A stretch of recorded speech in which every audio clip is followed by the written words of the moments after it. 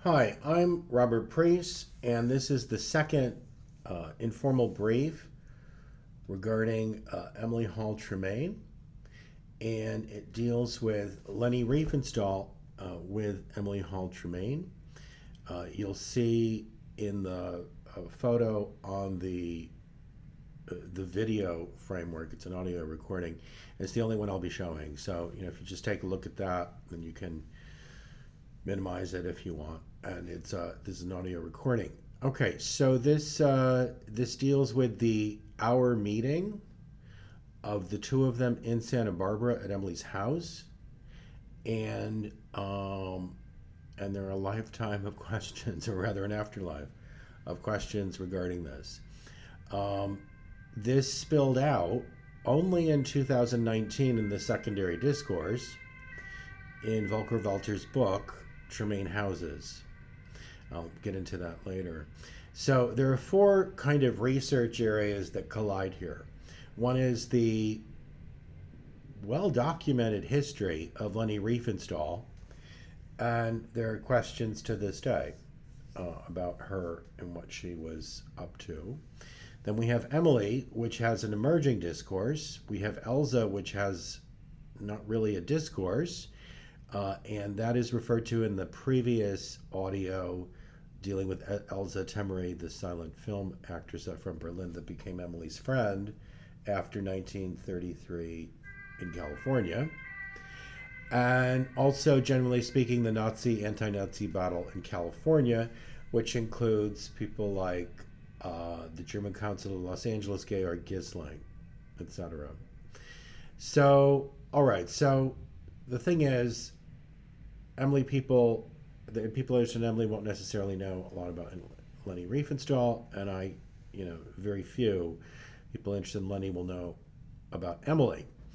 All right, so Leni Riefenstahl, in short, was an actress and a film maker, and she made films in Germany, and in this case, she was touring the U.S. promoting her Olympia film. That's from the 1936 Olympics for that.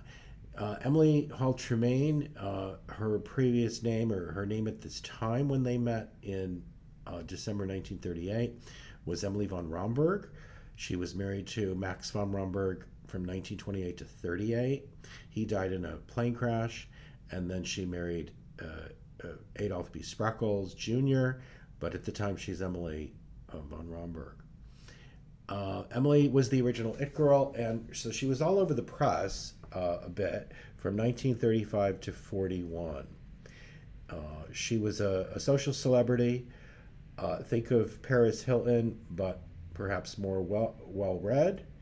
And her husband Max was a polo player when polo was on the sports pages, or quite a bit. So think of him as like a baseball player today, marrying Paris Hilton. They would be all in the press for that. She's a social leader, and she's in social mentions really from 1935 forward a couple of times a week. So I actually know, because I've researched this quite a bit, where she is and kind of what she's doing over time.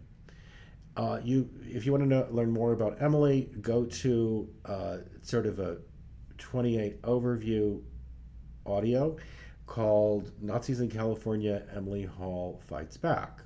And then, as I mentioned, there's the Elsa video before. It'll become clear why I've included Elsa in this, while I do not have direct sources in relation to, this event with Leni Riefenstahl. It becomes a question about how this event took place, and given Elsa's previous history in the Berlin silent film world. This preview is not precise. It's to get information out as quickly as possible to interested people, because the Emily discourse is developing even at a basic factual level right now. And as we know, people are at various archives and something might pop up. Plus, also, this is a detail of Leni's history for that. If you see anything that you might think I think is interesting, particularly with with Emily, which my main question is, quite frankly, was she a California Nazi, a U.S. patriot spy linked to intelligence, or was she both? Please do, if you could send it to me. My email address is artdesigncafe@gmail.com. All right, let me look at my notes here. All right, so it's you'll hear things that give precise dates and sources, and certainly if I say recall, I recall, that means I recall, and so that's not necessarily a fact, but consider it a lead, but with an indication of a source, hopefully. So, all right, so as we know, Leni went to America to promote her Olympia film, but it wasn't officially that, some sort of visa issue. So she's touring America while talking about her film. And she has a couple of people with her that follow her along. And she arrives, I think it's very early November. She's noted as staying in the Hotel Pierre in New York, which I'll mention in a second. But Kristallnacht happens a few days later, and that has a great impact on things and her tour and the American media response. So, regarding the Hotel Pierre, for the Leni people, if they haven't noted this, it's if you go to the FBI, declassified FBI file of J. Paul Getty, I believe it's at that time or shortly afterward, he's thought to own it. And J. Edgar Hoover is all over him because the hotel is rumored to be filled with Nazi agents, and Italian agents as well. I understand it was a bit tatty at the time. The Hotel Pierre is a kind of when I saw it about 1990, it's a very grand classic hotel in the lobby. So, so she's at that hotel, which when I saw that, I immediately thought of that report. If you go into archive.org, a copy, and if you're quoting, it's ideal to confirm from the original, of course. Search J. Paul Getty FBI, and you'll see that. A really good overview, this is for the Emily people and the Elza people, of Leni's tour is the article Olympia in America 1938 by Cooper Graham in 2006. And that maps out this crazy tour. So basically, Leni arrives, Kristallnacht happens, and then she ends up in Washington, and I recall that the ambassador says, you really need to go back to Germany. It's crazy here for you to be here right now, but she carries on. And the press follows her. She becomes a symbol, if you will. There are these rumors that she's Hitler's girlfriend. And so the media coverage throughout, and you can see it all in ProQuest or the paid newspaper databases. And I suggest you also go into them because they run a lot of wire service reports, and you get a full picture of, certainly with the media coverage and with lots of photos too. And so they're kind of mixed. They're after her, Leni, she's a Nazi, and the others are kind of ignoring it a little bit. And she's trying to get her film shown, which is thought to be formally, from an art viewpoint, very stunning. But of course, it's dipping into this other content. I understand, or I recall, that she cut bits of it out that pointed to the regime. So, some maybe more of an orientation towards the athletes and the light and dark contrasts. In Emily's discourse, Emily has had a biography, a couple of chapters on her 30s, and then in Tremaine Houses in 2019, the biography was 2001. And the biography doesn't mention Leni as one of the allegations. I should go in here. So basically, for the Leni people, Emily in 1940, September, her second husband, Adolph B. Spreckels Jr., she comes out and she says he's a Nazi. and that he's hanging out with Nazi types, and she wants a divorce. And then 3 months later, she alleges he beat her viciously. 3 months later, he fires back that I'm not the Nazi, she is, and he rolls out a string of 10 to 11 allegations on how she was apparently pro-Nazi, and one of them is that she met Leni Riefenstahl. So that's kind of why I'm addressing this. So in the biography, there's no mention of it, and there doesn't appear to be a source of the wave of media coverage off of in December 1940 of these allegations. I think it refers to a tabloid article, but it's listed. And if you look now, we're talking 23 years ago. Things have been digitized, etc. ProQuest, which has main newspapers, it can be, I don't know, more conservative how they present things, where it gets colorful when you get into other newspapers that are running it, and so that's the state of that. So it didn't spill out in the secondary discourse until 2019 and Volker Welter's book. I recall, that was out of the Los Angeles Times. So it certainly wasn't hidden. If you, in those 20 years, had searched Emily Spreckels or Adolph B. Spreckels, and first of all, there's tons of media coverage on both, but got to 1940, you would have seen these articles mentioning Emily in relation to Leni Riefenstahl all over the United States. And also thinking, not everything is digitized, so more will come forward. So I should make a note on this about the papers at the Smithsonian, Emily's papers, just because it's important for researchers to know this, and you become aware of it the more you're looking at it. So Emily died in 1987, and the papers arrived 18 years later in 2005. The biography sometimes refers to clippings in the archive that I haven't seen. And there are bits here and there that were added after her death. So as a starting point, don't assume Emily put any strange bits in there. It's very cloudy.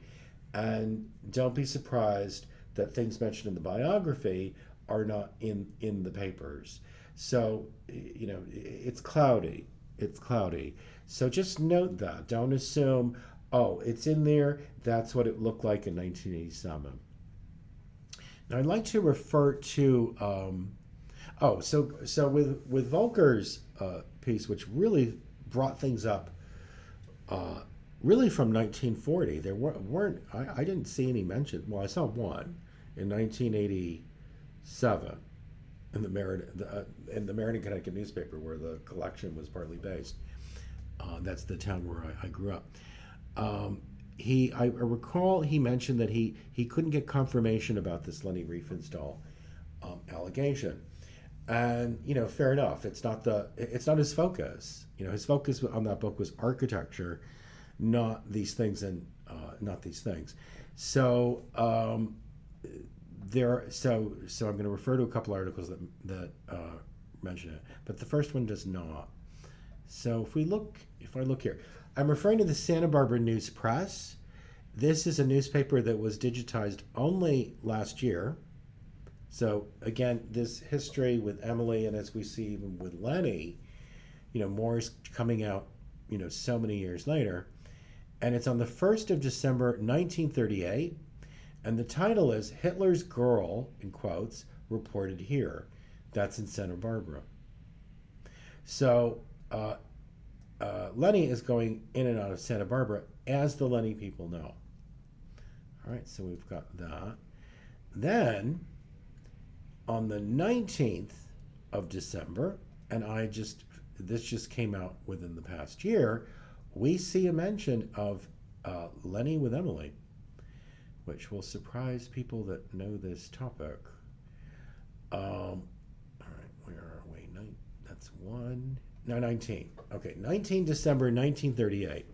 Santa Barbara News Press front page, below the fold. Title: Leni here, she's, quote, not, end quote, Hitler's girlfriend. So again, she's not Hitler's girlfriend. And I'll read parts of it.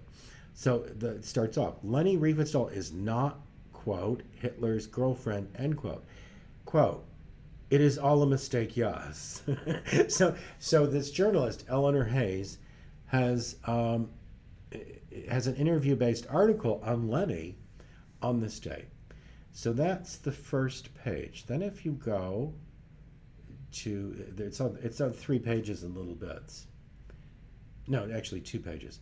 So if you go to page 2, towards the end, at this time or a day or two before, presumably, Leni is in downtown Santa Barbara. So let's see here. All right, so I'll just read it. It deals even with Leni's clothes. Dressed in gray tweed slacks, a turtleneck, a navy blue sweater, and tan jacket, the star spent the day horseback riding at Marshalia, where her first Western horse ran away and had to be caught by a heroic cowboy, visiting the Juan and Lolita Ranch, the Santa Ynez and Santa Barbara missions, and having tea with the Baroness Emily von Romberg at her home in Montecito. So that's it. I mean, this is what's so crazy. Things get digitized. We have questions for years. Something gets digitized, and boom, there it is. In her party were Hubert Stowett of Los Angeles, once ballet partner of Pavloa, and Tony Gaines of Coronado, Dr. and Mrs. Renata Loganbarty, owners of Marshalia, accompanied her to Santa Barbara, where Hubert Voigt, county publicity agent, was her civic host. So she has a county publicity agent. I don't exactly know what that means, if that means governmental or someone that her friends hired. All right, so we have that. That's, we have that there. Then, this is what I found about 3-4 years ago, sitting in probably ProQuest for that. And, just her name is spelled, I believe Leni's name is R-I-E-N, and here it is R-E-I-N. So this is, okay. I don't know. So, but here's a point to mention about this, to particularly to younger researchers. Always check misspellings of things. With Emily Spreckels, if you search it with the name spelled correctly, E-L-S, a bunch pops up. But then if you put L-E-S, which is a misspelling, even more pops up, and some of them they're equally interesting or new finds. So this is published at the end of the year, and it's the title is it's in the New York Daily News, and it's out of Palm Springs. Later, Leni goes to Palm Springs because she's just traveling around, and there's some awkward photos of her playing tennis, and she misses the ball, so they snapped it and put it in the paper. They're really after her. So the title is Leni Turns Up in Palm Springs. So it's Palm Springs, December 27th is the report date, but maybe it's the 28th in ProQuest for that. So I'll read a little bit about it. So Leni Riefenstahl, who came to Hollywood billed as Adolf Hitler's moving picture girlfriend, only run smack into the film colony's coldest shoulder, turned up here today for a visit to last until she goes back to a New Year's party at the hacienda of the very social Baroness Maximilian von Romberg. That's Emily. And there's a photograph, as you could see on the screen.